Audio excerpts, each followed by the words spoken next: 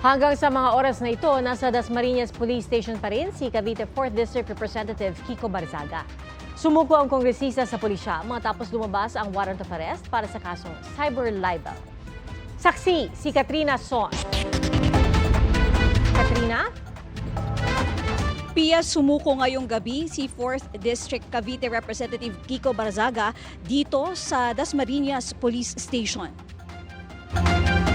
Naglabas ngayong araw ng arrest warrant para kay 4th District Representative Francisco Austria Barzaga alias Kiko. Ang naturang arrest warrant ay inisyu ni Honorable Carla Regina Di Valera Chua na siyang presiding judge ng Branch 147 ng Regional Trial Court ng Lungsod ng Makati. Kaugnay ito sa cyber libel case laban sa kanya. Ayon sa Cavite PIO, dumating si Representative Barzaga dito sa Dasmariñas Police Station kaninang 6:59 p.m. Kasama din umano ni Barzaga ang kanyang abogado. Itinakda naman ang bail ni Barzaga sa halagang 48,000 pesos each sa 8 counts ng cyber libel na isinampa laban sa kanya.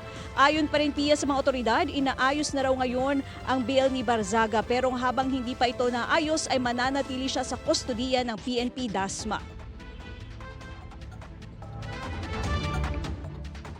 Siya ay voluntary surrender po dahil po siya ay nagkaroon ng warrant of arrest for the crime of cyber libel under Section 4C of Republic Act 10175 or yung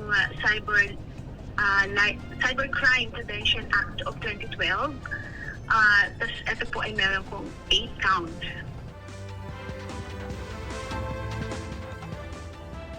Pia, habang umeere naman tayo ngayon ay nakita natin na nagpulasan na yung convoy na nandito kanina na convoy raw umano ni Representative Barzaga. At base sa inisyal na impormasyon na nakuha natin ay nakapagpiyansa na daw si Representative Barzaga ng 10:25 p.m.